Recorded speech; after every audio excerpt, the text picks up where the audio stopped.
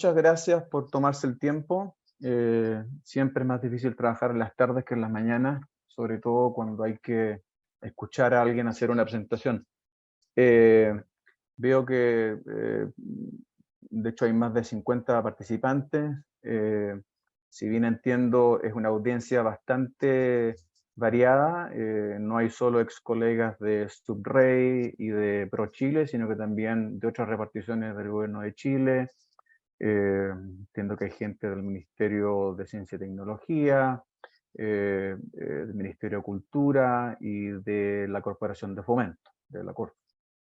El objetivo de esta presentación es básicamente dar una pincelada lo más amplia, generalista y principista posible respecto de qué son los acuerdos multilaterales versus el mundo de los acuerdos regionales, y luego insertarse en el mundo de las negociaciones sobre el comercio de servicios, tanto en el ámbito global o multilateral como en el ámbito regional o bilateral. Obviamente dado que tenemos que hacer esto en básicamente una hora o aproximadamente una hora, me voy a tomar la licencia de hacer ciertas generalizaciones como para facilitar y simplificar el diálogo, pero si hubiese alguno de los asistentes que quisiera hacer alguna pregunta un poco más específica o que hay alguna referencia que le provoca o que le causa inquietud suficiente como para interrumpir y hacer una pregunta más difícil, más complicada, ningún problema. Eso está muy bienvenido y bueno, yo feliz de hacerlo. Lo importante o la primera distinción fundamental que hay que hacer es que en cuanto a los tipos o naturalezas de acuerdos comerciales, básicamente nos encontramos con dos: las multilaterales o lo multilateral y el mundo regional. Que sea regional no significa que una región entera del planeta tenga que estar dentro de un acuerdo, sino que es la denominación genérica para aquellos acuerdos que en realidad no forman parte de la Organización Mundial del Comercio. Es decir, no son acuerdos multilaterales en los que básicamente todo el mundo es miembro. Y en estos acuerdos regionales, obviamente que existen acuerdos entre dos países, bilaterales, con dos lados, o los de carácter plurilateral, es decir, que hay más de dos integrantes, pero que son de un número relativamente limitado. Un buen ejemplo es el CPTPP o TPP-11, en que justamente, bueno, ya ni siquiera son 11, son 12 porque a finales de o a principios de esta semana fue que ingresó el Reino Unido.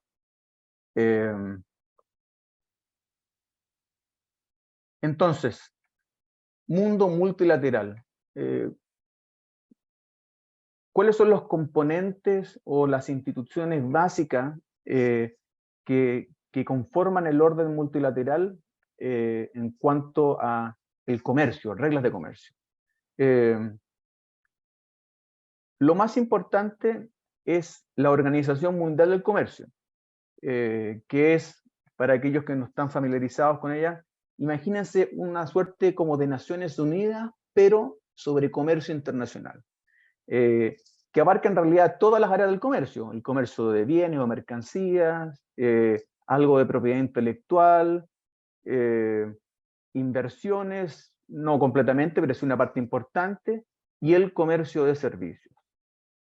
Y esto significa que básicamente hay un gran acuerdo sobre el comercio de servicios que se llama Acuerdo General sobre el Comercio de Servicios, o AGCS, que nace o que fue creado, suscrito por sus miembros originales, en el año 1995, a propósito de esta gran ronda de negociaciones comerciales que da origen a la Organización Mundial del Comercio.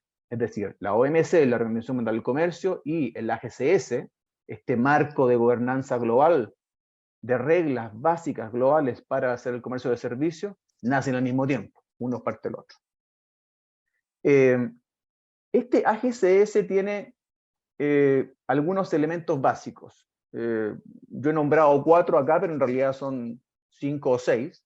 Pero básicamente este Acuerdo General sobre el Comercio de Servicios establece normas básicas, entendimientos básicos, sobre no discriminación, sobre no imposición de medidas restrictivas al comercio, que son en su mayoría cuotas o limitaciones.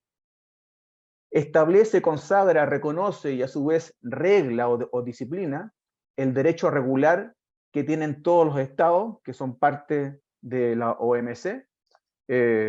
Dicho de otra manera, hay una sección en este Acuerdo General del Comercio de Servicios que trata sobre las buenas prácticas regulatorias, es decir, cómo regular, pero hacerlo de manera razonable, transparente, etc. Y se habla también en este mundo del comercio de servicios a nivel global de lo que es o de lo que son los compromisos de liberalización.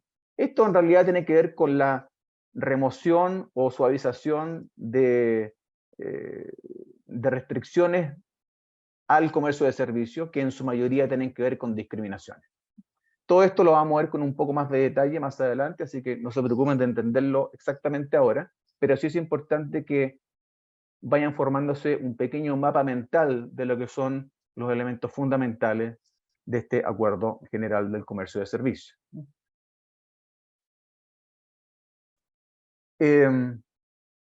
Entonces, cuando hablamos de no discriminación, hablamos básicamente del trato nacional y de la nación más favorecida.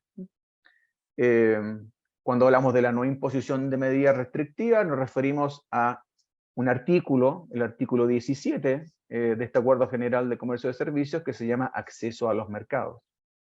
Y cuando hablamos del derecho a regular, en el marco de nuevo de este Acuerdo General sobre el Comercio de Servicios, nos referimos básicamente al artículo 6 sobre reglamentación nacional.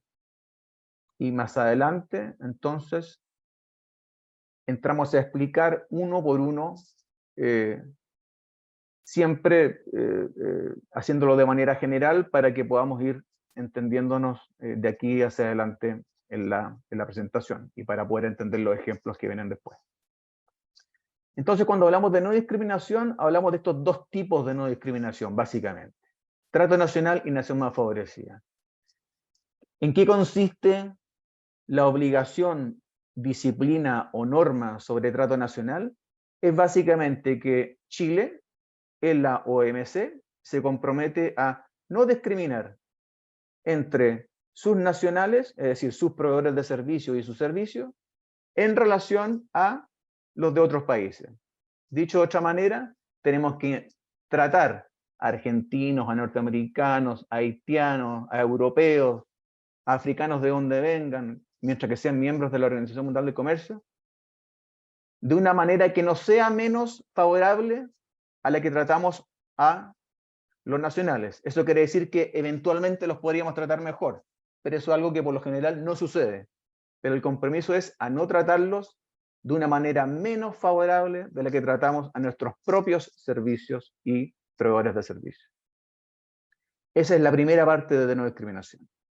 Y la segunda parte de no discriminación, de este principio general, tiene que ver con la obligación de otorgar a los otros miembros de la Organización Mundial del Comercio, que son miembros del Acuerdo General sobre el Comercio de Servicios, el trato de la nación más favorecida. Es decir, que Chile no puede discriminar en el trato entre extranjeros. No podemos tratar mejor a argentinos que peruanos, ni a peruanos que norteamericanos, ni a norteamericanos que a belgas. A todo el mundo, que es parte de la Organización Mundial del Comercio, tenemos que tratarlo de la misma manera.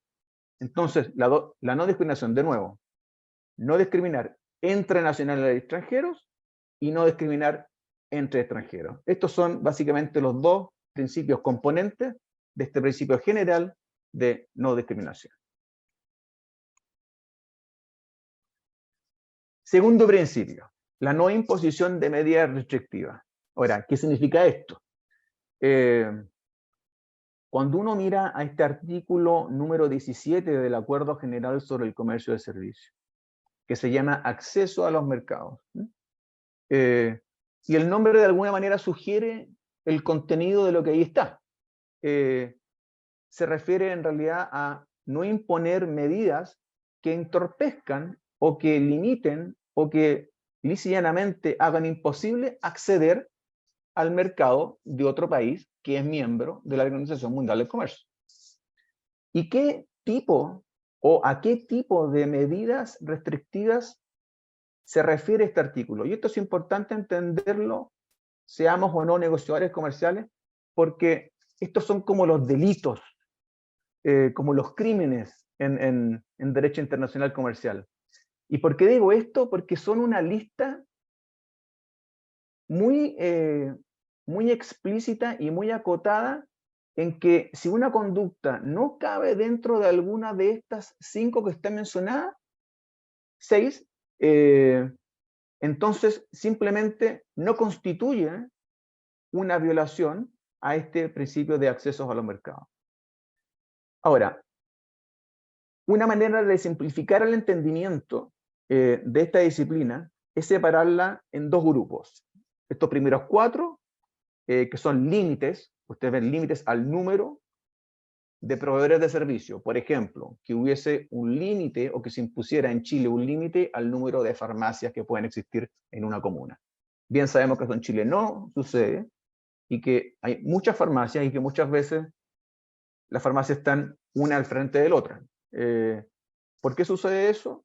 ¿Y por qué sucede a veces que hay muchas farmacias en un lugar y hay pocas farmacias en otro, o no hay farmacias en otro? Es porque no hay ningún tipo de regulación poniendo algún tope o alguna disposición que obligue a tener más o menos farmacia en algún lugar. No hay cuotas, no hay límite al número de proveedores, ni tampoco hay límite al número de operaciones de servicio que se pueden hacer, o al número de transacciones, por decirlo así. Tampoco, por regla general, se deben imponer, según esta norma del Acuerdo General sobre el Comercio de Servicios, límites al número de empleados que se pueden contratar en un determinado sector o industria de servicios. Dicho de otra forma, o para entender cuál es la lógica que subyace a este tipo de compromiso, es que sea en primera instancia el mercado mismo o los actores privados los que determinen cuántos proveedores, cuántas operaciones, cuánto el valor o cuánto el número de empleados sea necesario para una o más industrias de servicios. Ahora, esto no significa de ninguna manera que el Estado, que los países entregan su potestad regulatoria y renuncian a ella, porque como vamos a ver más adelante, hay otras normas, hay otros principios en el comercio internacional sobre servicios que generan un balance, un justo balance entre lo que es la liberalización comercial, entre lo que es la búsqueda de la eliminación de restricciones o la no imposición de restricciones y el legítimo derecho que los países tienen a regular su economía. Por último, ustedes ven que hay dos restricciones que están como en un grupo aparte y que se refieren básicamente a la exigencia de utilizar un modo específico de forma jurídica. Esto dicho en simple, y siempre ocupo el mismo ejemplo. La industria bancaria en Chile, por ejemplo, la Ley General de Bancos exige que los bancos o que las instituciones financieras en general sean sociedades anónimas abiertas, es decir, que se transen en la bolsa y que estén sujetas entonces a la supervigilancia de la superintendencia. Esta es una exigencia que está en la ley en Chile, que no va a cambiar y que es buena y es necesaria, pero que de alguna manera va en contra o que cabe dentro de este tipo de exigencia que en principio habría que evitar imponer. Pero si se tiene, obviamente que se respeta. La última restricción, que se refiere a la imposición de un límite a la participación del capital extranjero, es algo que, bueno, sí, yo lo podría afirmar con bastante seguridad, es que es probablemente la restricción al comercio de servicios más común que existe en el mundo, que es básicamente impedir o poner límite a la participación accionaria al nivel de propiedad que agentes extranjeros, que la inversión extranjera puede tener en una empresa de servicios, en este caso sería en Chile. Uno por lo general tiende, incluso cuando negocia acuerdos comerciales, busca eliminar o rebajar estas limitaciones, estas restricciones, sobre todo cuando los países dejan de ser receptores netos de inversión y han sido capaces de desarrollar una industria de exportación de capitales, es decir, se han transformado también en inversionistas extranjeros. Y eso es un poco lo que le ha venido sucediendo a Chile en los últimos 20, 30 años, que pasamos de ser receptores netos de capital a transformarnos también en inversores importantes, sobre todo en el área o en la región latinoamericana, Perú, Argentina, Ecuador, Brasil, son destinos importantes de inversión extranjera chilena. Siguiente principio, el tercero, el derecho a regular.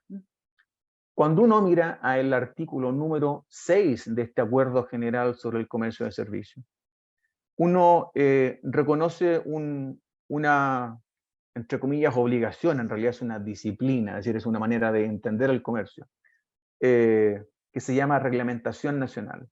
Y esto, esencialmente, lo que significa es que los miembros de la Organización Mundial del Comercio reconocen el derecho soberano de los países que son parte de regular la actividad económica. Es obvio y es necesario regular las actividades de servicio. Por ejemplo, el sector de las telecomunicaciones, que tiene una ley general sobre telecomunicaciones y después tiene muchas circulares y decretos, etc. Regular no significa necesariamente restringir. Regular significa establecer normas, reglas, estándares que permitan que los servicios se presten a un cierto nivel, que protegen también no solo al proveedor de servicios, sino que protegen también a los consumidores de los servicios. Por tanto, la necesidad de regulación, de regular, así como crece el comercio de servicios en el mundo, va también a la par de este, es decir, hacia el futuro no se ven menos regulaciones de servicios, sino que se ven más regulaciones de servicios. Y es por eso que esta disciplina, que este principio de reconocimiento de el derecho soberano o legítimo derecho de regular la actividad económica, es un aspecto de las negociaciones internacionales y de este acuerdo en particular, que solo ha venido tomando más importancia con el tiempo y es de esperar que esto continúe. Ahora, si bien se reconoce este principio, bueno, ¿de qué se trata la norma en sí mismo? No se trata simplemente de reconocerlo y decir algo que es obvio. Se trata también de decir, bien, si bien lo reconocemos, este derecho a regular, este debe ser ejercido, debe ser operacionalizado, como se dice a veces en comercio internacional, de manera razonable, transparente, imparcial, lo más objetiva posible.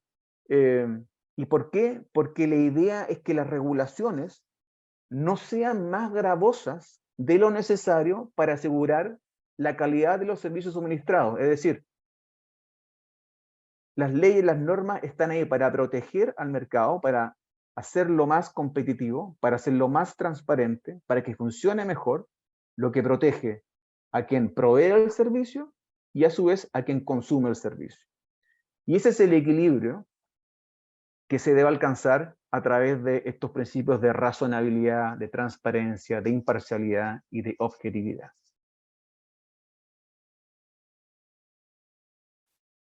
Y por último, aunque de nuevo hay más principios, pero creo que estos son los 4 fundamentales, liberalización comercial. Es decir, en las negociaciones internacionales multilaterales sobre el comercio de servicios, que están bajo el marco general de gobernanza de este Acuerdo General del Comercio de Servicios, que es el Acuerdo de Servicios de la Organización Mundial del Comercio, la que cuenta con 164 miembros, este principio de la liberalización se entiende de la siguiente forma. El mundo de los servicios, jurídicamente, y aquí hay que hacerlo lamentablemente tengo que hablar un poquito más técnico, se entiende o se ha delimitado un perímetro, se ha dibujado un perímetro de lo que significan, de lo que significa el comercio de servicios y de qué sectores o actividades van a quedar comprendidas en este universo, que es el que está sujeto a la aplicación de las normas. Los miembros de la OMC, o la Organización Mundial del Comercio, de alguna manera ha asumido o ha reconocido que el mundo de los servicios se puede dividir en 12 grandes sectores. Y déjenme mencionar algunos. Educación, servicios financieros, servicios de transporte, servicios recreacionales, como por ejemplo los casinos.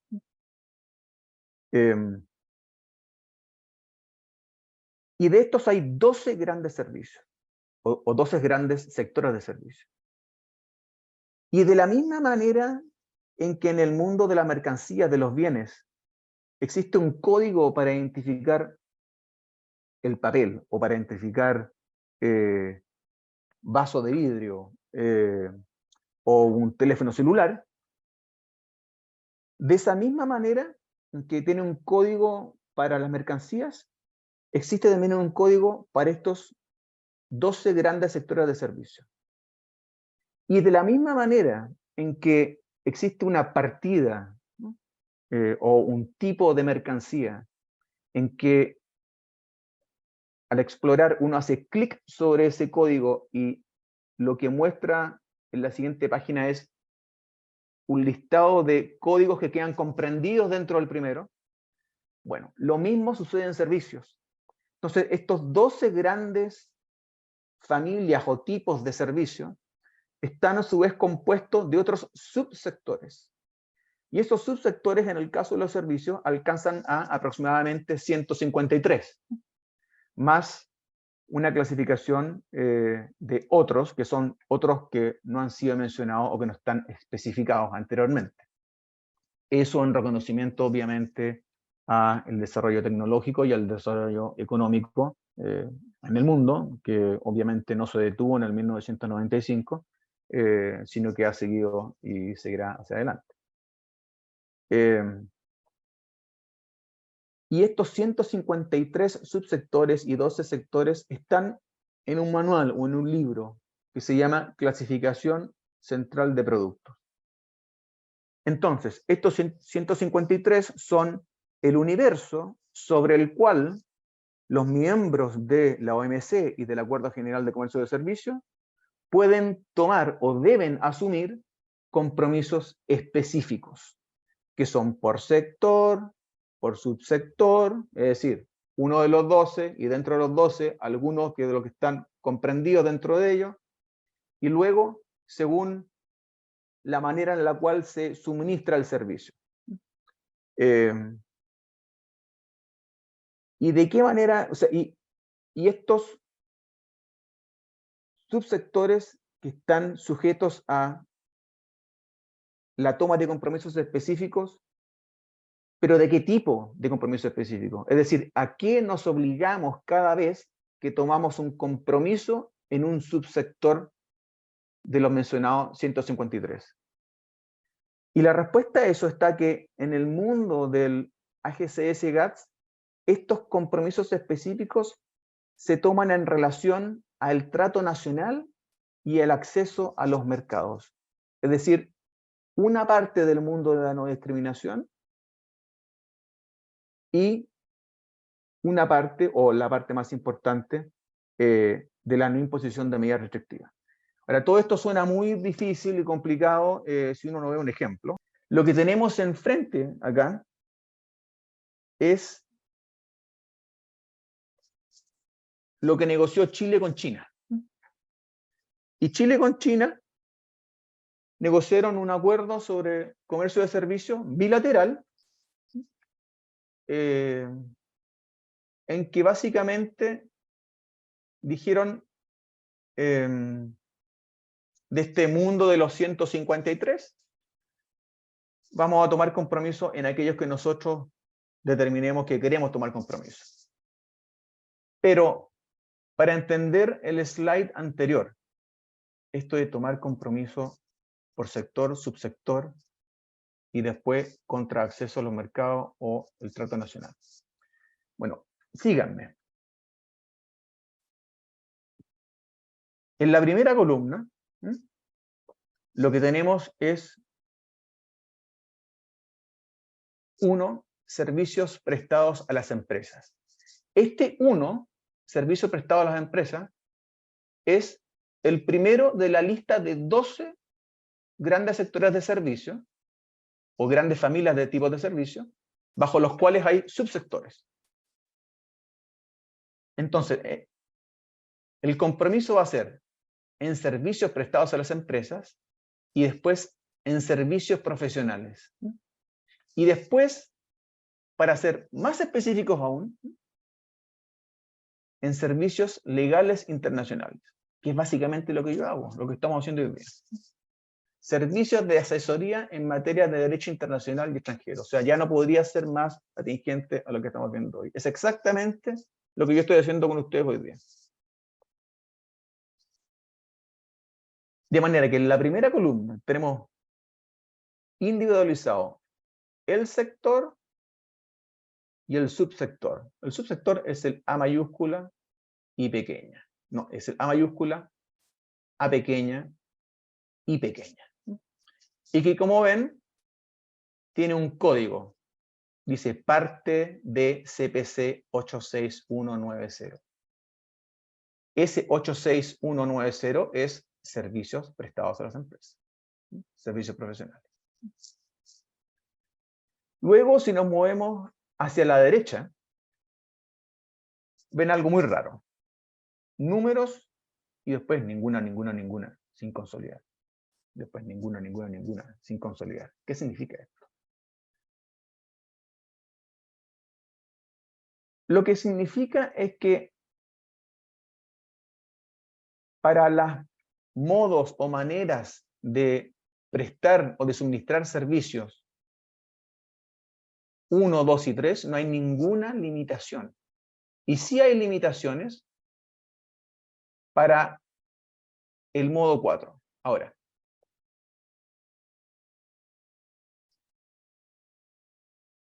¿qué significa esto de los modos de prestación? Porque estos números son modos de prestación. Modo 1, ninguna restricción. Modo 2, ninguna restricción. Modo 3, ninguna restricción. Modo 4, sin consolidar. Es decir, todas las restricciones del mundo, excepto lo que se indique en la sección de compromisos horizontales. Bueno, estos modos de suministro, ¿qué son? El modo 1, o sea, son maneras de suministrar el comercio de servicios, de hacer comercio de servicios. ¿Por qué está explicado así? Porque en el mundo del comercio de servicios en realidad no existe una definición única de lo que son los servicios para efectos de negociarlos, sin perjuicio que sea más o menos lógico lo que son los servicios para cualquier persona que hace comercio de servicios. O sea, es comercio sobre intangibles, que en su corazón tienen conocimiento o tienen el desarrollo de una destreza, pero que en realidad no significa, o sea, que no se refiere a una mercancía, a una cosa tangible en sí mismo, sino que al valor añadido que ésta tiene, que reside en el conocimiento, en la técnica que hay en ella. Entonces hay distintas maneras de proveer estos servicios. La primera forma es que el proveedor de servicio y el consumidor de servicio están en lugares distintos, en países distintos. Y lo que sucede es que el servicio se traslada. El ejemplo más fácil, los servicios que se prestan vía Internet. El proveedor de servicio está sentado en Santiago y el consumidor está sentado en Estados Unidos. Y lo que hace el proveedor de servicios en Chile, Felipe Sandoval Abogado, es que envía el paper a su cliente en Estados Unidos. Viaja al servicio, no se mueve ni el consumidor ni el proveedor de servicio. Entonces, para hacer este tipo de servicio,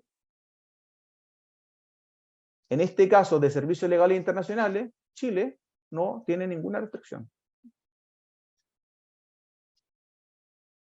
En el segundo tipo de servicio, en que lo que hay es que hay, de nuevo, un proveedor de servicio que está en Chile y un consumidor que está físicamente en Estados Unidos. Pero este consumidor viaja a Chile a consumir el servicio. Por ejemplo, un servicio de turismo. El extranjero que viaja a Chile, viene con su tarjeta de crédito extranjera, está en Chile solo para viajar, por turismo, consume con su tarjeta extranjera, es un no residente y vuelve. Ese es un servicio. De nuevo, nosotros no tenemos ninguna restricción. Chile no impone ninguna restricción.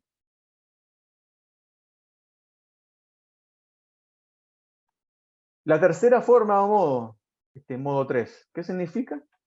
Significa inversiones en servicio. Es decir,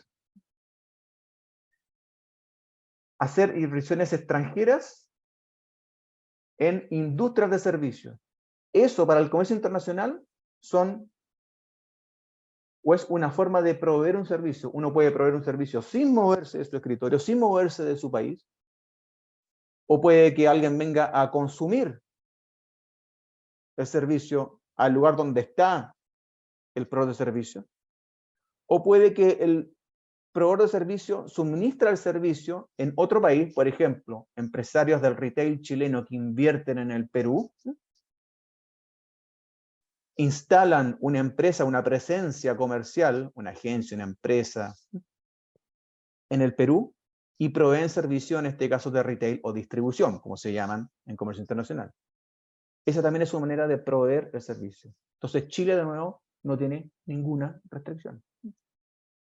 Es decir, alguien podría venir e instalar una empresa que preste servicios legales en Chile sin ninguna restricción a su facultad de poder invertir en Chile en ese tipo de servicio, sin perjuicio de las restricciones que pueden existir sobre las personas que pueden suministrar ese servicio en Chile, que en el caso deben ser abogados que hayan completado sus estudios de derecho en Chile, sean chilenos o extranjeros.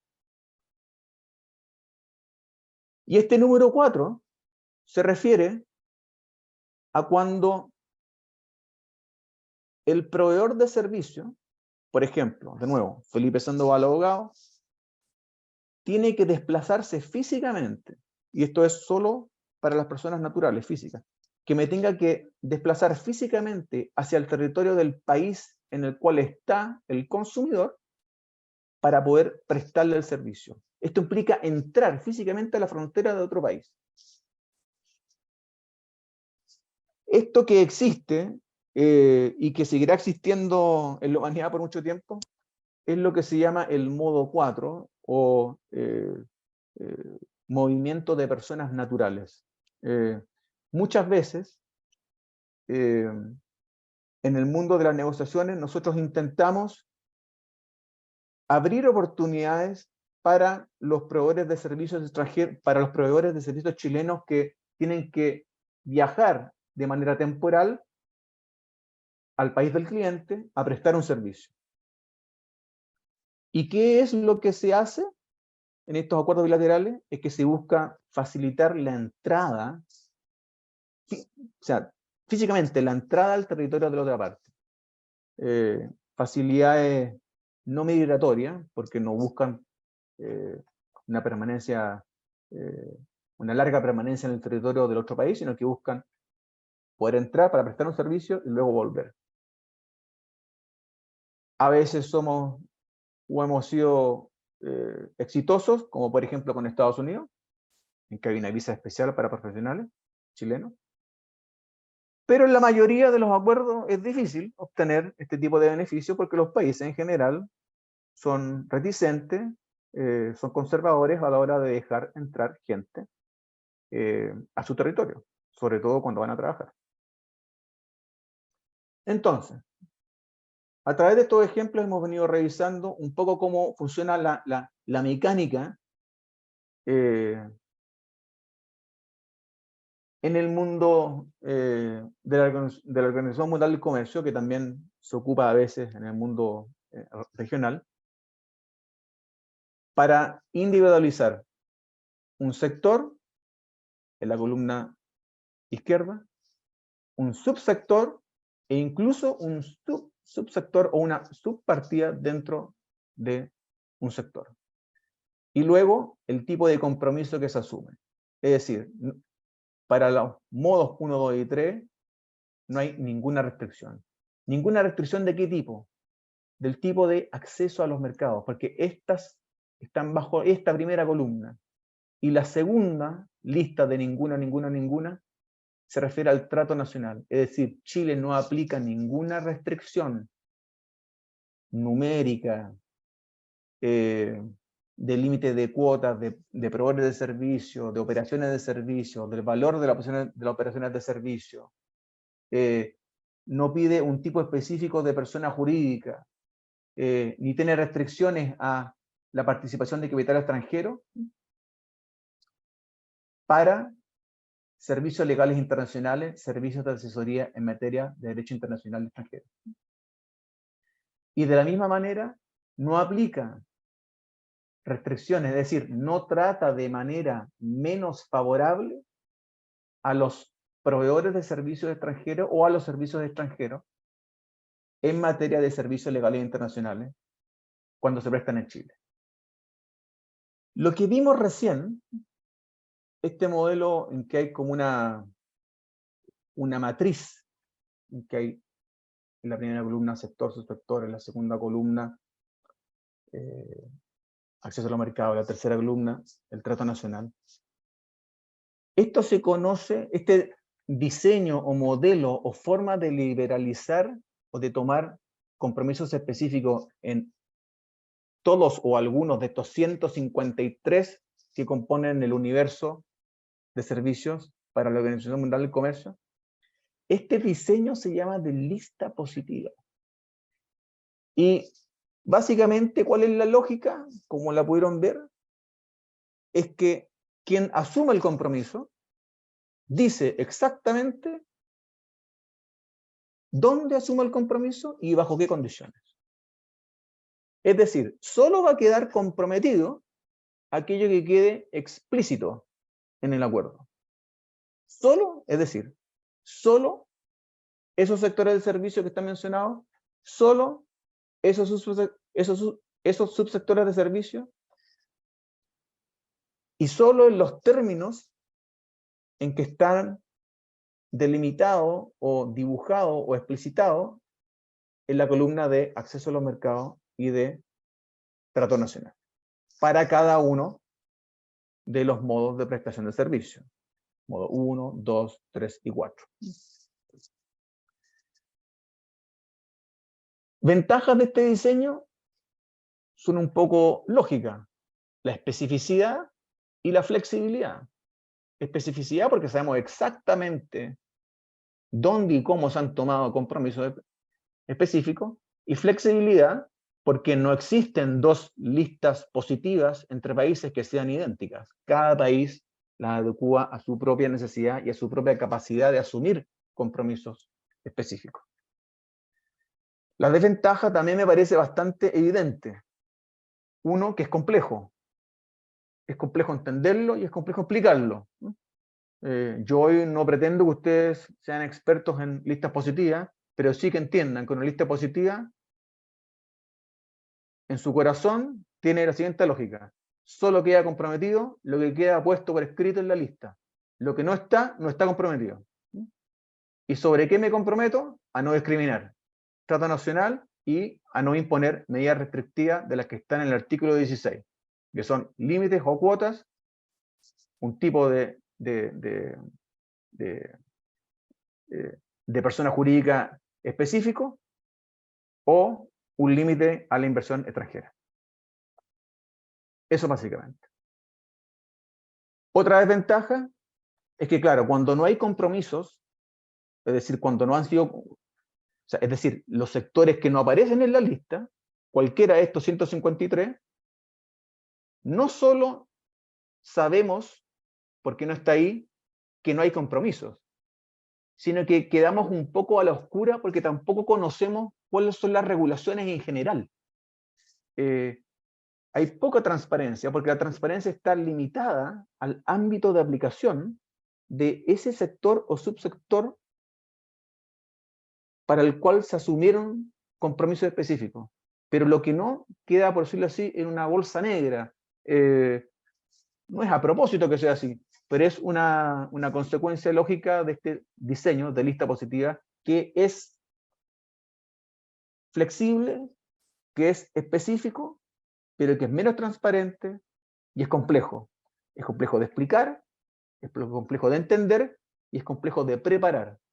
Es más frecuente que los negociadores comerciales se equivoquen o que cometan errores en la preparación de listas positivas que en la preparación del siguiente diseño, que es el de las listas negativas. Ahora, ¿por qué he dejado el estudio o repaso de esta lista negativa para esta segunda parte, que se refiere a los acuerdos regionales y que es en realidad el corazón de la presentación de hoy? Creo que ya estamos como en los 45 minutos, casi. Resulta que en el mundo de los acuerdos regionales, que son por definición los bilaterales, es decir, dos países, o los plurilaterales, en que hay más de dos países, pero que no son todo el mundo, como la OMC, que son 164, en este mundo de los acuerdos regionales conviven los dos diseños o tipos de liberalización comercial.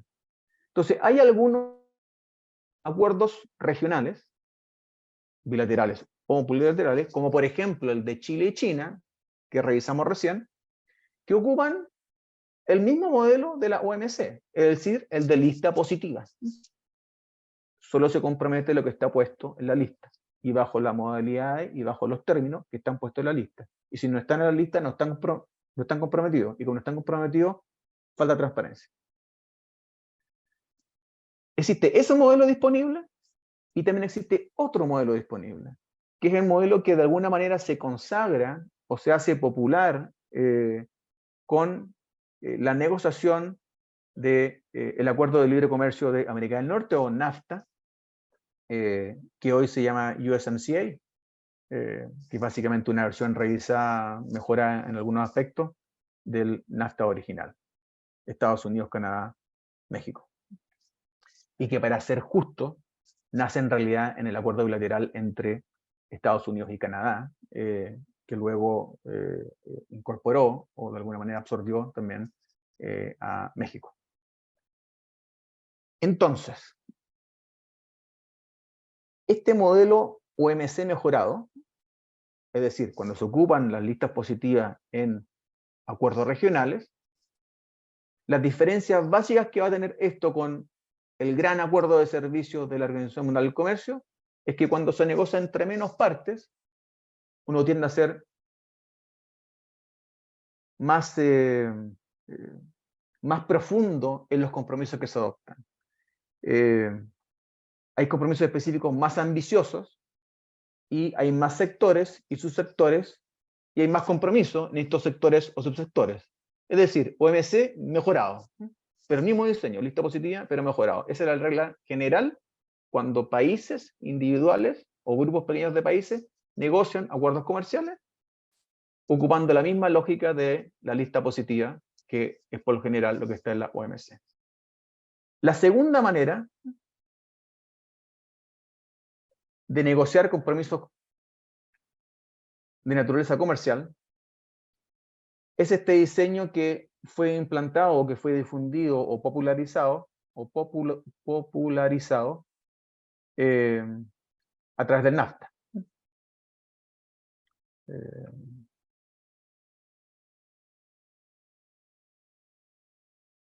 Lo que hay que entender de este modelo de lista negativa o de este modelo NAFTA en general es que Estados Unidos y Canadá dijeron, mire, bien, existe lo que está en la Organización Mundial del Comercio, pero nos parece que es un diseño muy pesado, muy complicado y que deja algunas áreas del comercio un poco incompletas. Y su gran preocupación original era el hecho en que en el Acuerdo General de Comercio de Servicio, este modo 3 o de inversión extranjera en servicio, estaba bien, pero dejaba fuera todas las inversiones que no eran en servicio. Y lo cierto es que descansaba sobre la normativa que había sido pensada para comercio de servicio y no tanto para inversiones. Entonces, lo primero que hicieron los canadienses y los americanos fue dividir el mundo del comercio transfronterizo de servicios y el mundo de las inversiones. ¿Qué significa esto? Que en el NAFTA y en muchos acuerdos que vinieron después, y por lo general en los acuerdos que negocia Chile, cuando se habla de el capítulo sobre servicios, en realidad se habla sobre el capítulo sobre comercio transfronterizo de servicios. Es decir, aquel comercio que se hace a distancia, por decirlo así. El servicio que viaja por Internet. El consumidor que se desplaza y viene a consumir servicios de turismo o que compra por Internet un seguro, por ejemplo. O el prestador de servicio que se desplaza físicamente al territorio de otro país a prestar el servicio. Felipe Sandoval, que viaja a Argentina a prestar servicios legales. Pero esa tercera modalidad que era a través de una inversión extranjera que hace una empresa de retail chileno en el Perú, que se establece como una persona jurídica en Perú y presta servicios de retail en Perú, eso va a dejar de ser servicio en la lógica del NAFTA y va a pasar a ser inversiones. Entonces solo va a quedar el 1, el 2 y el 4. El servicio que se desplaza, el consumidor que se desplaza y el proveedor de servicios que se desplaza físicamente a prestar el servicio al territorio de otra parte. Ese va a ser el mundo de los servicios. La otra característica fundamental de este modelo NAFTA o de este modelo americano es que la liberalización comercial, el tipo de modalidad, es decir, la modalidad no va a ser más la de la Organización Mundial del Comercio, es decir, de lista positiva, sino que va a ser de lista negativa. Y adicionalmente hay algunas otras obligaciones nuevas o principios nuevos que no es el caso de revisar hoy día, pero que forman parte de este nuevo paquete, nueva lógica, nuevo diseño o arquitectura para acuerdos regionales que Estados Unidos, Canadá y México de alguna manera han difundido en el mundo, y del cual Chile es uno de sus mayores promotores.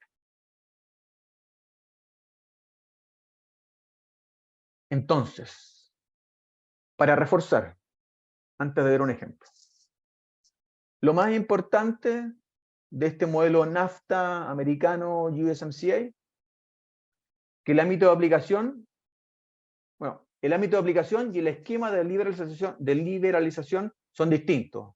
De nuevo, las inversiones en servicios ya no son más servicios, son inversiones. Luego, servicios son menos. Es más simple el acuerdo de servicio. Y segundo, en vez de ocupar una lista positiva con 4 columnas, con sectores, subsectores, con códigos, con modo de prestación, con liberalización por modo de prestación, con excepciones, que es específico, pero que es poco transparente y es complicado, en vez de ocupar ese diseño, vamos a ocupar un diseño de lista negativa. ¿Y qué significa esto? Antes de ver el ejemplo concreto, que les va a hacer mucho sentido cuando lo vean. Que la lista negativa, el principio, fundamental es que los 153 sectores están completamente liberalizados, a menos que se diga que no lo están, y bajo en qué condiciones no lo están. Eso quiere decir que la información que va a estar disponible en el acuerdo, en el tratado, para cuando lo abra y lo revise un abogado o un empresario, va a ser el sector, el subsector y la restricción que aplica. No le va a mostrar todo el universo regulatorio para ese sector, pero sí le va a mostrar una recolección, una colección de las banderas rojas y de las banderas amarillas. Le va a mostrar las restricciones. Y por lo tanto va a ser más fácil buscar una manera de poder suministrar el servicio bajo los beneficios del acuerdo comercial. Entonces, todo liberalizado, a menos que se diga que no esté liberalizado. Es la lógica inversa. Y se especifican o se reservan, se guardan, se protegen medidas, es decir, leyes, regulaciones, decretos, circulares o prácticas administrativas que estén en disconformidad o que estén en violación con alguna obligación del acuerdo. ¿Qué lo quiero decir? Es que en el gigantesco universo regulatorio de los servicios hay muchas regulaciones en Chile y en otros países, y aquí todos somos culpables y todos somos pecadores todos, nadie puede tirar la primera piedra. Existen regulaciones que favorecen a veces a los chilenos por ser el extranjero, o que a veces favorecen a un país o los proveedores de servicios de un país por sobre otros, o que hacen más difícil la entrada de algunas personas de unos países frente a otros, o que, por ejemplo,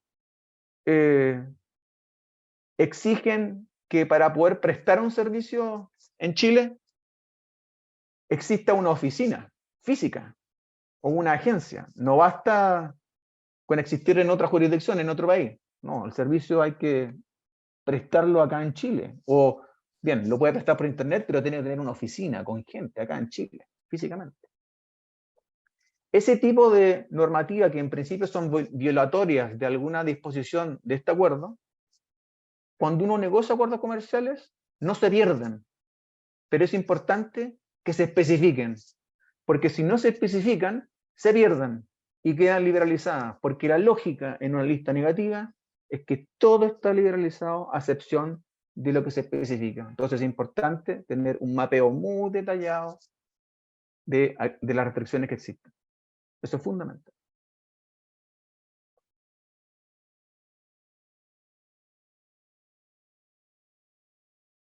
¿Qué es lo más importante cuando uno físicamente, como negociador comercial, prepara una lista negativa? Lo más importante es que la calidad de la información sea la mejor posible, la mejor que esté disponible. ¿Qué significa esto? Que hay que tener un conocimiento específico, acabado del tipo de regulación, de si esa regulación es violatoria de alguna de las disciplinas del acuerdo, y hay que entender cómo funciona para poder explicarla en el acuerdo. Estoy viendo que hay una pregunta. ¿Qué pasa en el mercado peruano?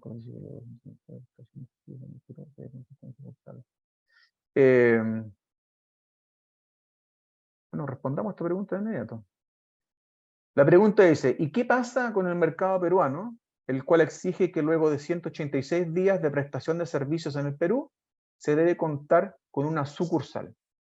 Bueno, eso en el mundo de acuerdos de servicio regionales, ocupando la lógica del NAFTA o del USMCA, que ocupa lista negativa y que tiene algunas disciplinas o obligaciones adicionales, eso se llama una exigencia de presencia local, porque exige tener algún tipo de oficina, representación o agencia como condición para poder suministrar el servicio en el territorio de una parte, en este caso Perú.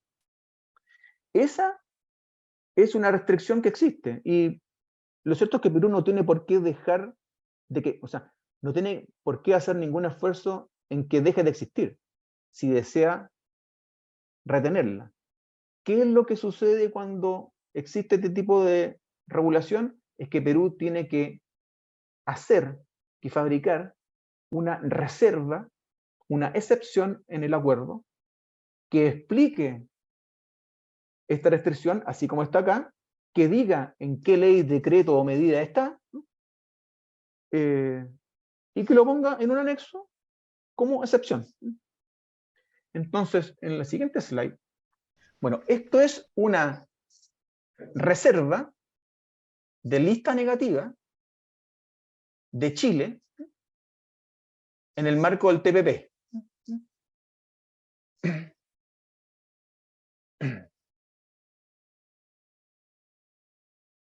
¿Y qué es lo que está especificado o señalado en esta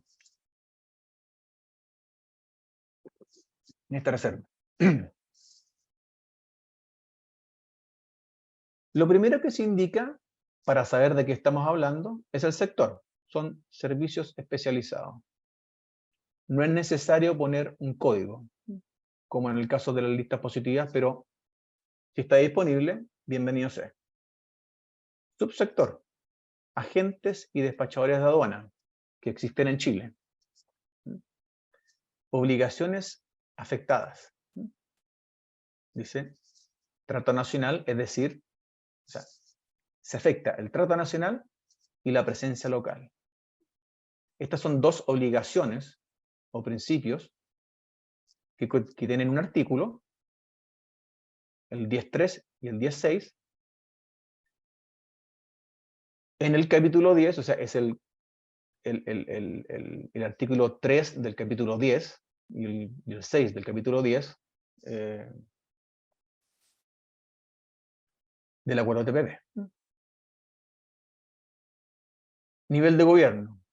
Esto básicamente para identificar a qué nivel de gobierno pertenece este tipo de restricción que vamos ahora a reservar, a cuidar, de alguna manera proteger. ¿Y por qué es importante que diga si es central o si es subcentral o si es provincial? Bueno, porque dependiendo con quién se esté negociando un acuerdo, por ejemplo, si negociamos con Canadá, con México o con Estados Unidos, que son estados federales, hay todo un cuerpo normativo que está a nivel nacional o central, y hay otro cuerpo normativo que está a nivel provincial o regional. Y es por eso que es importante indicarlo. Y este elemento, medida, lo que indica es en qué ley, regulación, decreto está o se puede encontrar la restricción que está descrita acá abajo. Entonces, ¿cuál es la restricción? Que en Chile solo las personas naturales chilenas, es decir, no los extranjeros, y por lo tanto, violación al trato nacional, que está acá arriba, con residencia en Chile, es decir, que tienen que estar físicamente en Chile, pueden suministrar servicios de agentes o despachadores de aduana. Entonces, hay que ser chileno y hay que estar en Chile. Como hay que ser chileno y no se puede ser extranjero, hay una violación al trato nacional. Y como hay que estar en Chile, porque hay que ser residente acá en Chile y no en otro lugar, hay un requisito de presencia local para poder suministrar el servicio. Entonces, este diseño de lista negativa que solo o que se concentra, focaliza su atención en describir la restricción específica, y por lo tanto todo lo que no está descrito está liberalizado, es de alguna manera un diseño mucho más simple, más claro, más transparente, sobre todo para aquellos que no son expertos en comercio internacional, o que no son abogados y que no tienen por qué entenderlo. Pero que son, en su inmensa mayoría, los primeros beneficiarios de los acuerdos comerciales. Entonces, este diseño es mucho más claro. De nuevo, indica el sector, el subsector, para saber de qué estamos hablando, las obligaciones que van a estar afectadas, después, dónde buscar la restricción, si se le quiere leer completa, ¿Y de qué se trata la restricción? Ahí está la explicación de la restricción. Entonces, si yo fuera empresario y no abogado, yo creo que ni siquiera empezaría leyéndola desde arriba, sino que empezaría leyéndola desde abajo. Esto y el subsector. Ser agente de inspectores de aduana, si ese es mi negocio, y luego en qué consiste la restricción. Descripción. Y el resto obviamente que es importante, pero para una persona de nuevo que no es un negociador comercial, son estos dos elementos, es decir, el sector o subsector y la descripción de la restricción, los más importantes, porque permiten entender dónde está la traba. Ahora, esta traba no solo está mencionada en el acuerdo, de nuevo, el hecho que esté reservada en un anexo quiere decir que Chile puede mantener o que está en condiciones de mantener esta restricción sin que esto implique una violación de un principio, o sea, sin que esto implique la violación del acuerdo. Siguiente pregunta, dice, Felipe, entonces una empresa que exporta servicios en modo 1 y luego avanza a abrir una oficina en el mercado, en el Perú, deja de ser exportador, dado que emitirá factura en el Perú a empresas peruanas.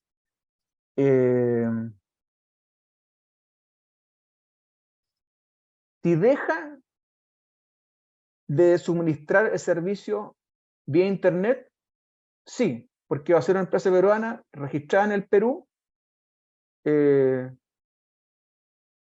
y por tanto tiene el mismo tratamiento que otro proveedor de servicios en el Perú. Ahora, esta pregunta es bien exquisita porque como se trata de una presencia comercial, es decir, de una inversión en una industria de servicios, entonces, bajo el esquema del NAFTA o del USMCA, una vez que se dejan de, o sea, una vez que se constituye la empresa en el Perú, una vez que se han ingresado los capitales, eso es una inversión en el Perú y por tanto no va a quedar cubierto por el acuerdo sobre comercio transfronterizo de servicios. Va a ser tratado como una inversión y eso quiere decir que hay que mirar al acuerdo, al capítulo sobre inversiones entre Chile y Perú y no al acuerdo sobre servicios entre Chile y Perú. Ahora, este mismo ejemplo, y esta es la parte más complicada de entender, bajo el esquema OMC, en que existen los 4 tipos, o sea, en que las modalidades de servicio son 4 y que las inversiones en servicio son un modo de prestación de servicio, en este caso van a quedar cubiertos por el AGCS-GATS, porque el AGCS-GATS cubre a las inversiones en servicio. Pero, en contraposición a lo que sería este mismo ejemplo en el bilateral entre Chile y Perú en inversiones, hay normas especiales que no aplicarían, o sea, hay normas especiales que no están en el mundo OMC, AGCS y que sí están en el mundo bilateral de inversiones, donde, de nuevo, modo 1, 2 y 4 están como comercio transfronterizo y el 3 ya deja de ser un modo transfronterizo para la prestación de servicio y o sea, ya deja de ser modo 3 de suministro de servicio y se convierte en una inversión. Feliz de seguir conversando sobre esta pregunta porque es una pregunta interesante. Ahí están los elementos fundamentales para distinguir. Espero que haya quedado más o menos claro.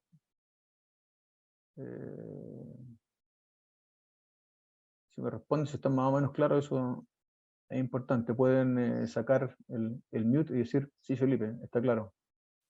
O Sí, hacen Felipe. otra pregunta. Fantástico. Muy bien. Felipe, hay una mano levantada para hacerte una pregunta. Ah, sí.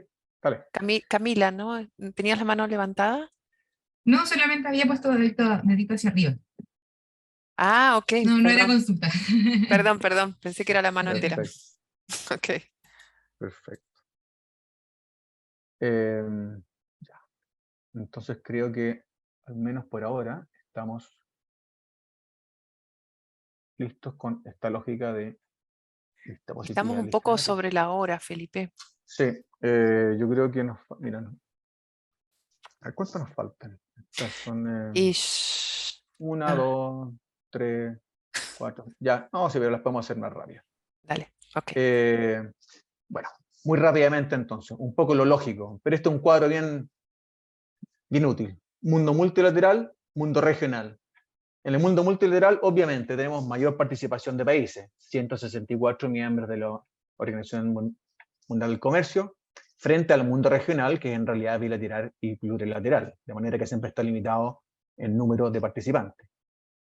Multilateral es menos ambicioso porque cuando está todo el mundo involucrado en una negociación, en realidad lo que se tiende a encontrar o a acordar son mínimos, es como el mínimo común denominador.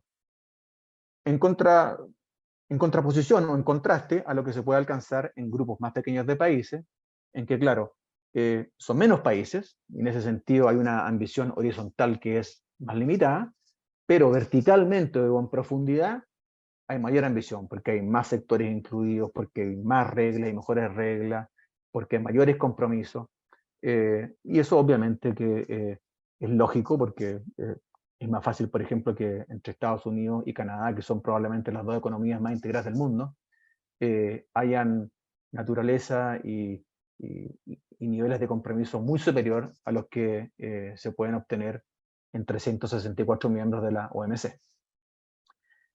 Mundo multilateral, lista positiva, mayor flexibilidad. ¿Sí? Menos flexibilidad en el mundo regional cuando ocupa lista negativa, porque lo que no está listado se pierde, de manera que hay que ser muy cuidadoso en listar todas las restricciones que existan. Pero en el mundo de las listas negativas, en el mundo de las listas positivas, nos encontramos con la complejidad y con la menor transparencia. Frente a un diseño de lista negativa que se concentra en señalar y explicar la restricción y que por lo tanto es más simple, es más transparente y bueno, es mucho más fácil de entender y de utilizar.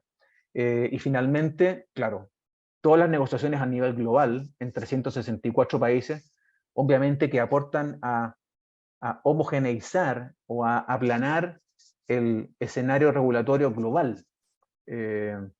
De alguna manera, cuando se alcanzan principios generales que apliquen a todo el mundo, es más fácil que se genere una cierta coherencia, sin perjuicio de las diferencias que pueden existir, pero que haya una cierta coherencia regulatoria, una fuerza que impulse a esa coherencia regulatoria que es mayor cuando estas cosas se hacen a nivel global que cuando, o en contraposición a cuando se hacen a nivel regional, bilateral o plurilateral. En el que obviamente se genera más fragmentación regulatoria porque los estándares son distintos entre lo que pueden hacer 2 o lo que pueden hacer 5, y como hay cientos de acuerdos comerciales bilaterales o plurilaterales, hay cientos de normas distintas o levemente distintas, y eso genera obviamente un escenario menos plano, regulatoriamente hablando, más diverso, menos homogéneo y más fragmentado. Este slide solo lo vamos a mencionar, algo que es lógico. Negociar servicios solo o acompañados de otros temas. Bueno, obviamente que los temas o capítulos, 20 y tantos capítulos que tienen los acuerdos más modernos, responden a la necesidad de separar intelectualmente y jurídicamente un capítulo de otro. Inversiones, comercio digital, reconocimiento mutuo, procedimiento aduanero, todo el mundo de la doble tributación, las compras públicas. Pero en el mundo real los elementos se combinan. Los negocios tienen en parte servicios, en parte propiedad intelectual, en parte tributaria, en parte inversiones, pueden ser todos juntos o combinaciones de varios. Y es por eso que obviamente tiene mucho más sentido no negociar acuerdos de servicio de manera aislada, sino que ponerlos en el contexto de acuerdos comerciales más amplios, más comprensivos. Por último, creo que vale la pena poner un poco de acento en este tema de las buenas prácticas regulatorias o reglamentación nacional bajo el Acuerdo General de Comercio y Servicios. Buenas prácticas regulatorias o coherencia regulatoria, hay distintos nombres, pero, de nuevo, dado el crecimiento sostenido del comercio y servicio a nivel mundial, que crece a un ritmo aproximado del doble que el comercio de bienes, aunque aún los bienes valen más en el comercio internacional que los servicios, pero los servicios van al alza y seguirán así. Entonces, a mayor comercio de servicio, más regulaciones, miles más de regulaciones, y por tanto la necesidad de desarrollar disciplinas, principios o obligaciones que vayan ordenando estas obligaciones, o sea, que vayan ordenando este mundo regulatorio, acordando estándares mínimos de transparencia, de razonabilidad, guías, principios que informen a la producción y a la administración y a la aplicación de las normas. Es un mundo que va hacia el alza, es un mundo en el cual se trabaja cada día más, es un mundo que se trabaja a nivel bilateral, plurilateral y multilateral. El último acuerdo importante que se ha suscrito en la OMC, no por todos los miembros, pero por una inmensa mayoría de miembros que representan todos juntos más del 90% del comercio y servicio mundial, es justamente un acuerdo sobre esto, sobre buenas prácticas regulatorias, que está centrado, focalizado en la transparencia de los procedimientos, la facilitación de los procedimientos que tienen que ver con la obtención de autorizaciones, licencias, etcétera, para poder prestar servicios. Entonces, el mundo de las autorizaciones, el mundo de la transparencia, el mundo de la regulación en servicios es un mundo que va hacia el alza, que atrae cada vez más dinero, más atención del sector privado, más regulaciones y más atención de los abogados que negocian acuerdos comerciales. Reflexiones finales. Lo lógico de nuevo, pero es bueno de nuevo darle.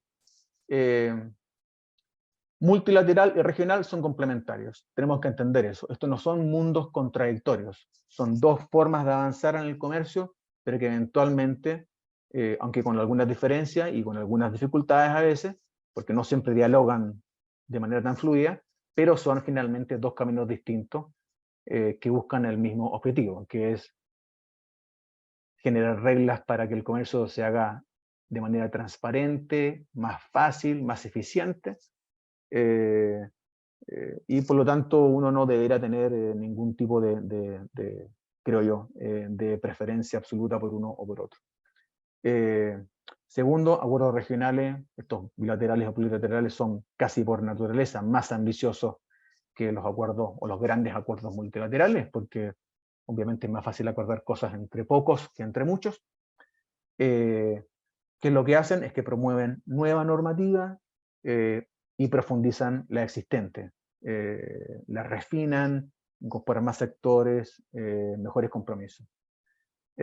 Acuerdos multilaterales, como buscan mínimos comunes denominadores, de alguna manera ayudan a aplanar el paisaje normativo global y generan una sinergia, una tendencia hacia la coherencia regulatoria a nivel global.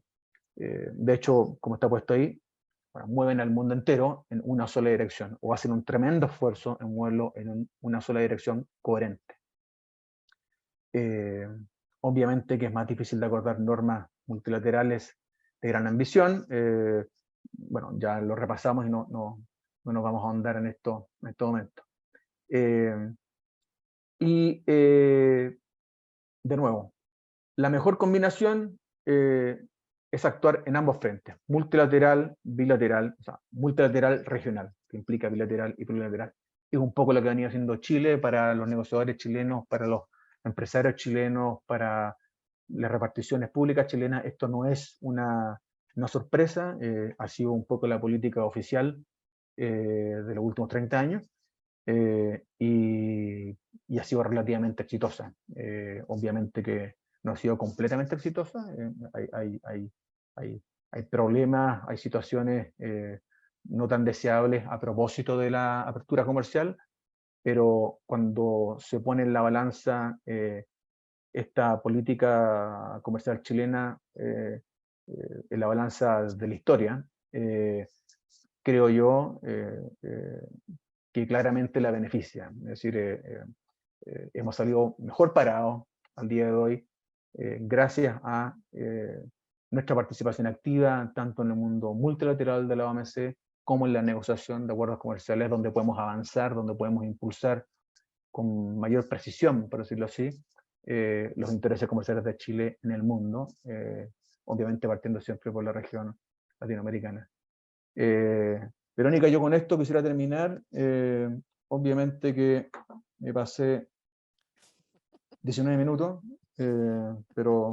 Te pasaste un poquito, pero te perdonamos Ay, porque está muy interesante. es que intento ser Siempre, cristiana, pero siempre es un gusto, pero bueno, es tan larga. vamos Pero muchas gracias. vamos a ver. Gracias a vos, Felipe. Al final vamos a dar unos minutos para preguntas. Así que vamos a escuchar ahora a Fernando Mayer. Un segundo. Fernando, permítanme presentarlo. Es máster en Administración de Políticas Públicas por la Universidad Iberoamericana. Él en este momento es director de Asuntos Económicos y Comercio Exterior en la Confederación Nacional de Organizaciones Ganaderas de México. Anteriormente fue director general de Servicios e Inversión en la Secretaría de Economía de México, fue jefe de la mesa de los capítulos de servicios financieros y de manipulación cambiaria en la negociación del TMEC. También fue director de Comercio Internacional de Servicios e Inversión en las negociaciones del TIPAT. Estuvo a cargo de las 14 mesas de negociación también y fue negociador del acuerdo TISA, donde estuvo a cargo de las 14 mesas de negociación, entre otras cosas. Así que adelante, Fernando, y gracias por aceptar nuestra invitación. Gracias, Verónica. Buenas tardes a todos. Gracias por la invitación también, Felipe. Y bueno, teniendo en consideración el tiempo, Felipe sin duda ha explicado muy a detalle todo el tema de listas negativas, listas positivas. Yo les voy a hacer una presentación muy rápida. Si puedo compartir mi pantalla, la puedo compartir, ¿verdad, Verónica? Rápidamente. Sí, claro. Es rápida porque a mí me parece que ya la ven. Para tocar un poco los temas que también vienen en la agenda del día de hoy un poco, iba a platicarles también un poco más sobre el tema de listas negativas. Al final les haré mi conclusión, como bien ya dijo Felipe, la suya, desde mi punto de vista, obviamente, la negociación entre listas positivas y listas negativas, que al final es el corazón de una liberalización comercial. Perdón, Pues, Fernando, ¿podés agrandar la pantalla para que sí. ver solo ese slide? Ah, sí. Ok, gracias, perdón. Vale. Aquí ponerle. Entonces, ahí ya se ve. Perfecto. Sí. Básicamente, pues sí, es mucho más profundo, como bien lo decía Felipe, la parte de liberalización negativa, y nos tocó un poco ver esta experiencia en la negociación de TISA, donde compartimos ahí mesa de negociación, tanto Felipe como yo y otros países, donde hubo ahí una discusión si íbamos a ocupar el enfoque de listas positivas, pues estábamos de cierta forma en el marco de la Organización Mundial de Comercio, o si íbamos a utilizar el de los tratados bilaterales o tratados de libre comercio, como el TIPAT, el TEMEC, Alianza del Pacífico, donde usamos estas listas negativas. Y pues lo que acordamos en esa negociación es algo muy complejo, son listas híbridas, que ya después, si el TISA se resume, se reactiva, que ojalá sí suceda, con todo gusto les podemos dar una plática de esa negociación, pero pues es la discusión de liberalización en el tema de listas positivas y listas negativas. Ahí simplemente tomar en cuenta algo. En las listas negativas hay dos anexos, ¿no? Y hay dos principios de liberalización. El anexo 1, que aplican principios de liberalización, ese no traigo presentación, se los platico y ahorita entramos a este tema, que son ratchet y standstill, o como en español también la cremallera, como se menciona en español, que son principios que ya no te dejan echar para atrás los compromisos que tú ya pactaste en un tratado de libre comercio. Entonces esto muchas veces lo critican porque pues efectivamente no te da mucho margen de negociación, como comentaba Felipe, una vez que todo está liberalizado y tú pones una reserva, esa reserva, una vez que entra en vigor el Tratado de Libre Comercio que estás negociando en ese momento, ya no hay marcha atrás.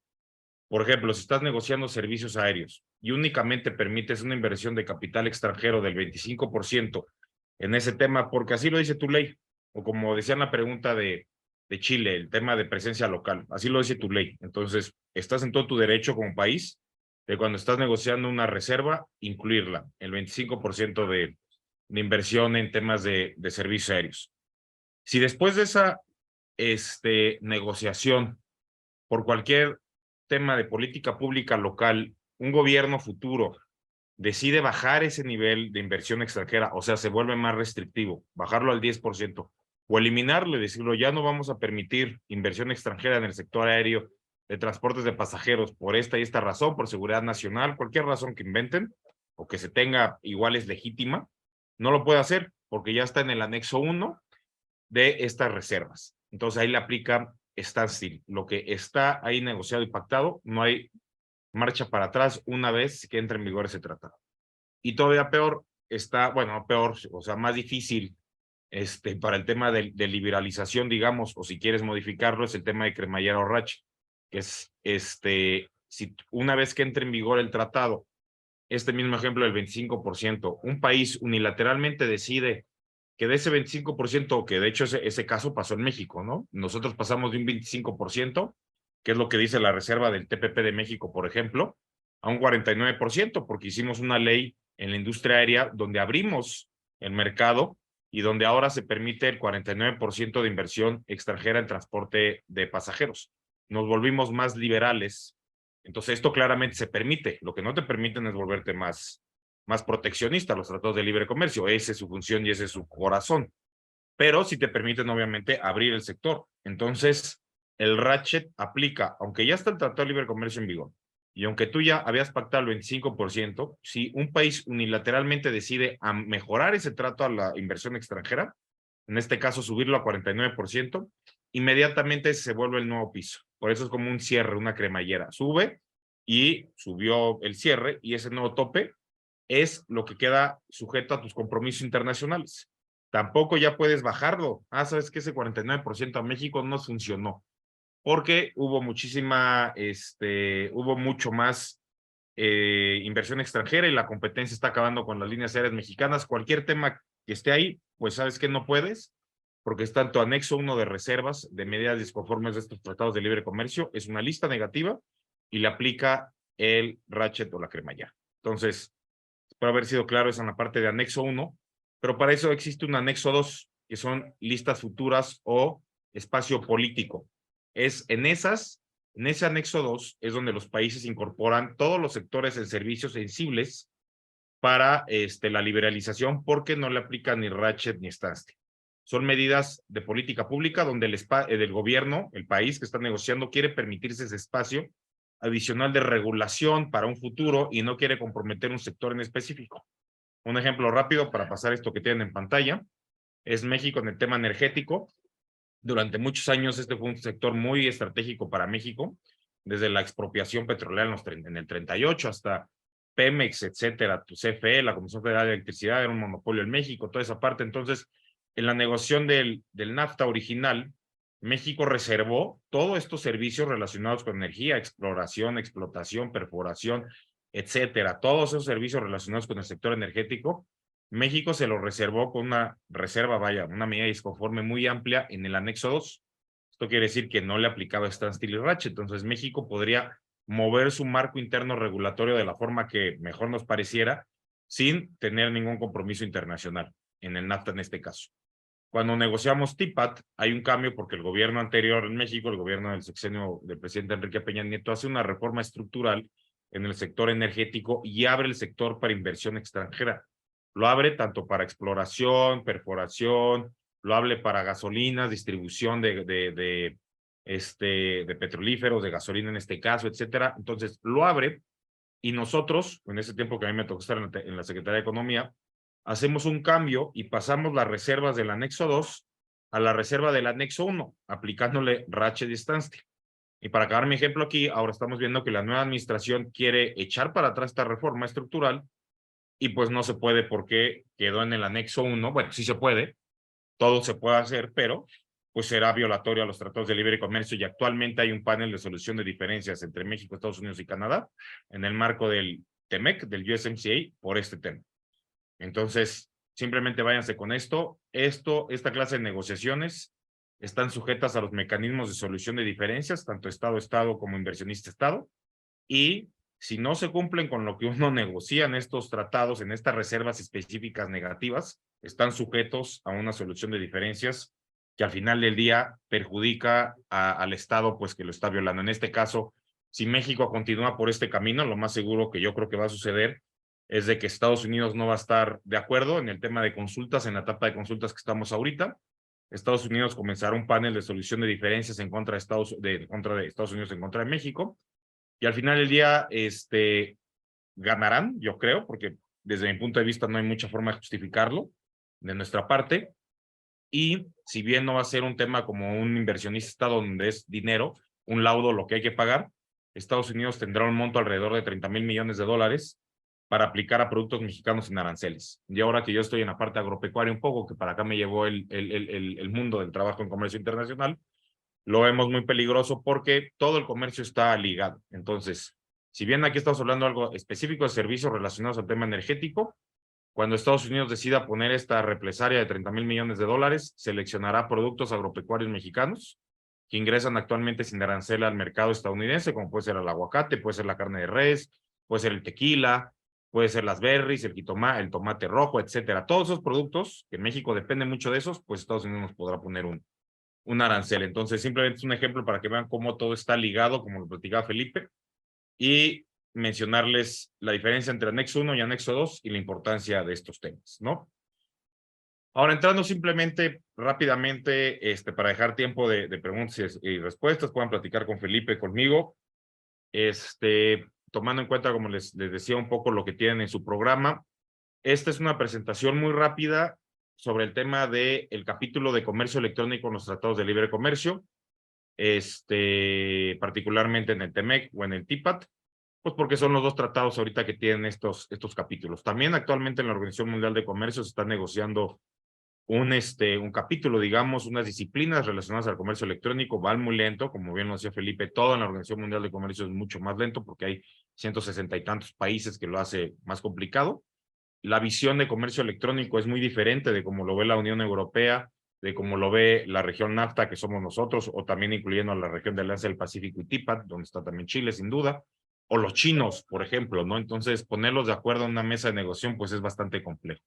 Eso está dando ahorita en la Organización Mundial de Comercio, pero ya hay capítulos que ya están en vigor y pues México es de los países que más tiene estos capítulos, porque México está en el TIPAT con Chile, México está en la Alianza del Pacífico, que lo incluye también con Chile, México está en el USMCA, donde no está Chile, estamos con Estados Unidos y Canadá, y México está también en la Unión Europea, también negociamos un capítulo de comercio electrónico con la Unión Europea, entonces tenemos muchos de estos capítulos, pero platiquemos rápidamente del enfoque que le damos en NAFTA, digamos, bueno, en NAFTA, perdón, en TEMEC o en TIPAT. En NAFTA, comercio electrónico todavía ni existía, ¿no? Entonces, en las negociaciones de tratados de libre comercio, bien lo decía Felipe, están las disciplinas que afectan al comercio transfronterizo de servicios y a sus modos de suministro, sus modos de prestación, modo 1, modo 2 y modo 4, y el modo 3, que es el de inversión o el de presencia local, está en el capítulo también de los tratados de libre comercio de inversión. Y para todos esos son las reservas que les platicamos, son medidas disconformes porque no están en conformidad con las obligaciones que están en esos capítulos de comercio transfronterizo, servicio y inversión. Entonces, tal cual, esos son los paraguas, digamos, de los capítulos relacionados con servicios y las prestaciones de servicios que incluye inversión. Pero también hay capítulos regulatorios o técnicos, regulatorios o específicos, digamos, que negociamos los negociadores en temas de servicios y también se pueden ver como servicios, que son capítulos de telecomunicaciones, que el capítulo también de servicios financieros o manipulación cambiaria, entrada temporal de personas de negocios, que es un capítulo específico para modo 4, no lo platicaremos después con gusto, no aplica ahorita, y también el capítulo de comercio electrónico, que es lo que vamos a hablar rápidamente. Hay otros capítulos que no negociamos nosotros, que también son muy amplios, pero que de cierta forma a veces hay disciplinas u obligaciones que pueden tocarnos y que nosotros estamos en comunicación con nuestros equipos negociadores, que puede ser, por ejemplo, contratación pública o propiedad intelectual, pero esos son separados, ¿no? En este caso. Entonces, muy rápido, los capítulos de comercio electrónico, México siempre los ha tratado de implementar en sus tratados de libre comercio porque consideramos en ese tiempo donde yo estaba como director general en la Secretaría de Economía que, pues más que beneficiar a las plataformas gigantescas, y esto toda discusión, pero era nuestro punto de vista, más que beneficiar a Amazon, al Mercado Libre, si lo ves desde la parte de América Latina, a las empresas grandotas en la parte de comercio electrónico, consideramos que realmente a quien beneficiaban eran a las pequeñas y a las medianas empresas, ¿no? A las pymes mexicanas, ¿no? Ahorita vamos a ver por qué. ¿Qué buscan? Los objetivos de un capítulo de comercio electrónico son eliminar obstáculos al comercio, fomentar la economía digital, preservar la integridad y de la información confidencial y la seguridad de las transacciones por Internet, y establecer un marco de cooperación a largo plazo entre los países participantes, ¿no? Y nuestro objetivo, como ven ahí, pues era el de fomentar las oportunidades de las pymes utilizando este capítulo de comercio electrónico. Siempre en el TPAT, ya ahí negocié con otro tocayo de Felipe Enríquez, el capítulo de comercio electrónico, pues empezamos en el 2012, cuando México se incorporó en el 2013, y era un capítulo nuevo, no había otro tratado de libre comercio, entonces no había, digamos, de dónde sacar información o de dónde copiar, si lo quieres ver desde esa forma, o asesorarse de otros capítulos. Entonces empezamos desde cero. No hay una definición para lo que es comercio electrónico, porque el comercio electrónico que estábamos negociando en el 2012-2013 ya no es el comercio electrónico de ahorita, lo mismo que platicabas, Felipe, en la parte de servicios evoluciona.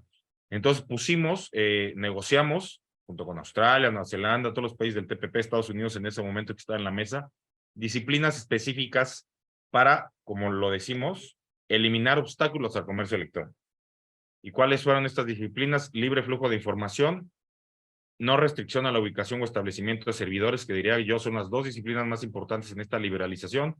Otra que está en la OMC desde hace mucho tiempo, no imposición arancelaria a transmisiones electrónicas, principios sobre el acceso y uso de Internet, protección a los consumidores de información personal y responsabilidad de las plataformas digitales. Este último no me dará tiempo de verlo en esta sesión. De responsabilidad de las plataformas digitales únicamente está en el TEMEC. Es una visión de Estados Unidos que tiene sobre la responsabilidad o el liability, como se conoce en Estados Unidos, del contenido que sube a sus plataformas digitales, y es muy controversial porque puede chocar en cierto punto también o en cierto momento con la libertad de expresión. Entonces, con todo gusto, si Verónica lo desea, les puedo mandar información, no nos dará tiempo de platicarlo, pero es una nueva disposición que está en el TEMEC.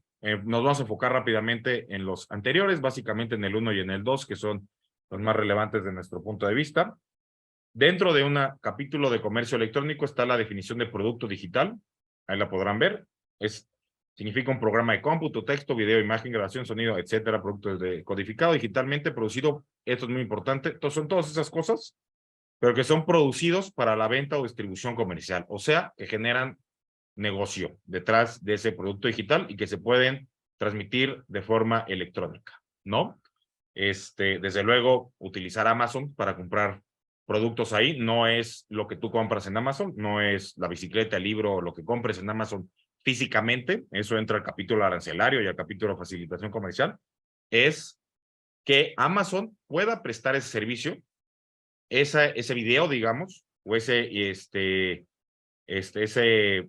contenido transmitido de forma electrónica sin ninguna restricción adicional. Uber, Netflix, con más ejemplo, ellos generan video, entonces que puedan dar ese servicio de forma digital y que al final del día va a ser consumido de forma comercial, o sea que va a generar un negocio. No incluye, como ven ahí, representación digital de ningún instrumento financiero, o sea, dinero. No se incluye en este capítulo. Rápidamente, derechos aduaneros. Es muy sencillo que no se puede poner un derecho aduanero para un producto digital o como dice ahí, una transmisión electrónica.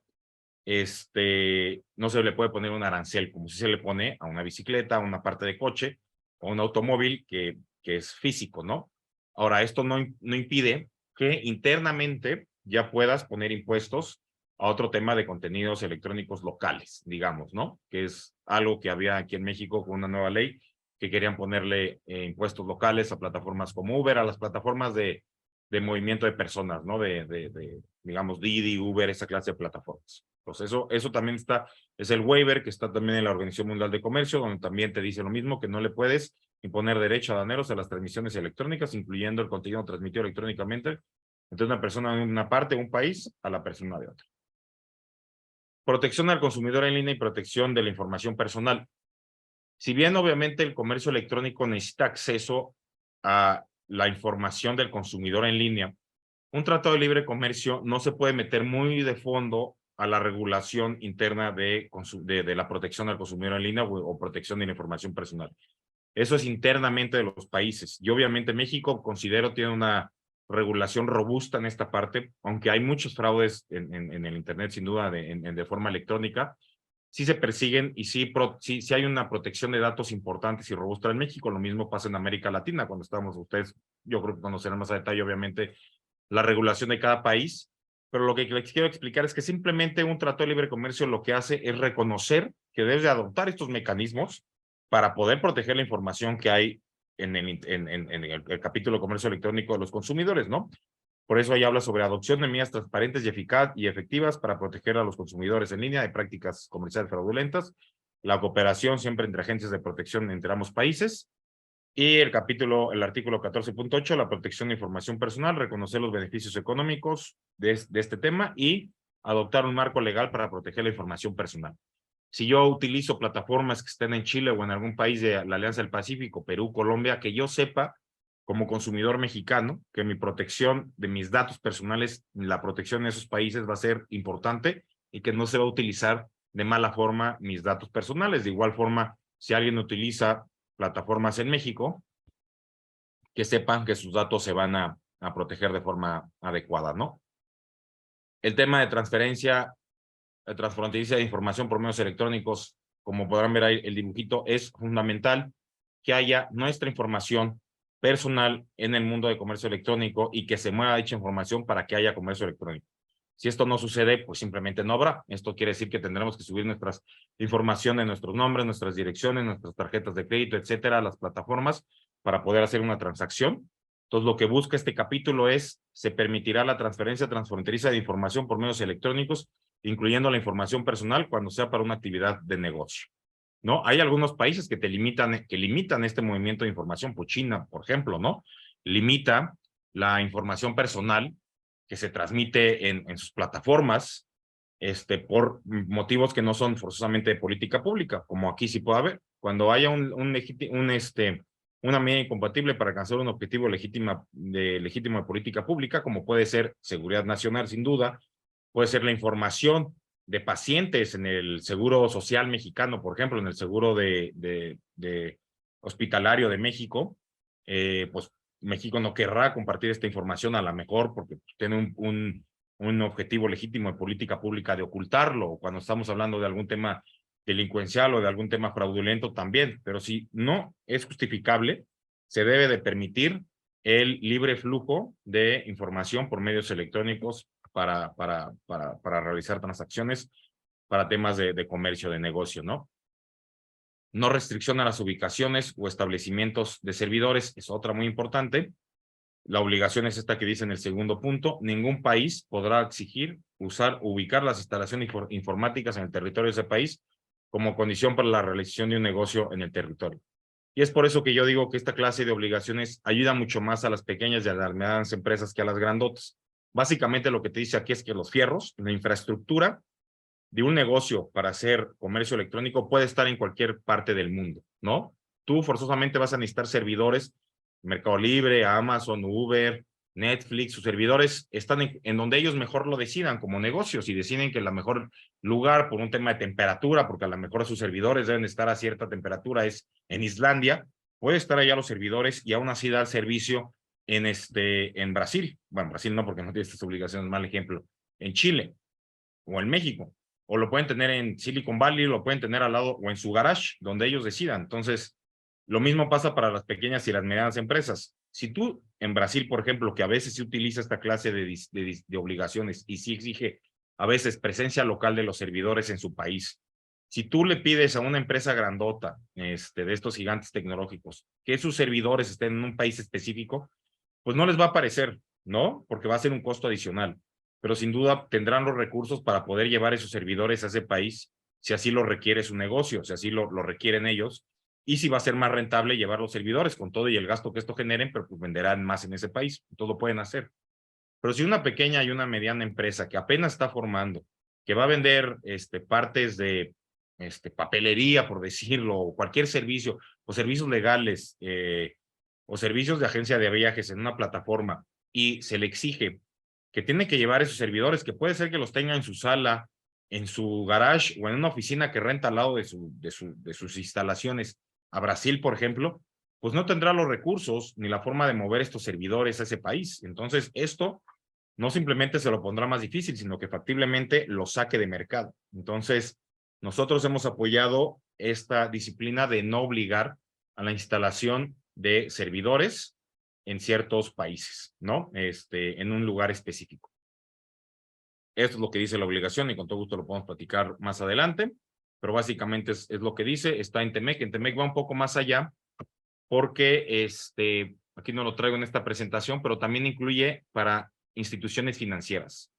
En TIPAD o en Alianza del Pacífico, todo lo que tenga que ver con instituciones financieras no aplica la obligación de localización de servidores, pero en la negociación del TEMEC, de USMCA, sí hay un tema donde ahora las instituciones financieras, Citibanamex, West Fargo, si está en México, BBVA, bueno, en este caso no porque es de Europa, pero bueno, cualquier institución financiera del TEMEC que quiera venir a México, en este caso porque nosotros atraemos inversiones en el sector financiero, tu servidor lo puede tener en cualquier parte del mundo, ¿no? Hay ciertas obligaciones o ciertos temas específicos que aplica para instituciones financieras porque es más complicado dar servicios financieros, digamos, servicios bancarios, que pues vender algún producto de movimiento de personas o plataforma de videos como Netflix. En la parte de instituciones financieras, pues primero hay un regulador que es la Comisión Nacional Bancaria en México, que depende de la Secretaría de Hacienda y Crédito Público, y después estos reguladores deben de tener acceso continuo a la información que generan instituciones financieras. Por si se detecta un fraude, ¿no? Se detecta algo similar, debe tener acceso rápido a esta información. Entonces, muchos de los países que buscan tener sus servidores en sus países utilizan esto como justificación. Necesito tener acceso rápido a esa información para poder actuar en dado caso de un crimen o de algún tema de fraude, ¿no? Para el caso financiero sucede. Entonces, hay un tema de que la institución financiera debe de reaccionar en un plazo de 30 minutos para darle esta información a los reguladores y pues todo eso viene en el capítulo de servicios financieros. Toda esta forma de que si bien no voy a exigir que tú pongas en mi servidor en México, en este caso Estados Unidos, sí te voy a exigir como institución, como regulador, que tu institución financiera me dé acceso a esa información inmediatamente. Y eso se acepta y es una práctica común. Entonces, esto, Verónica, compañeros, es lo que yo quería compartirles para dejar un poco de tiempo para preguntas y respuestas sobre el tema y muy en general de cómo funciona la información en los capítulos de comercio electrónico, el libre flujo de información y la noble autoridad de instalaciones informáticas.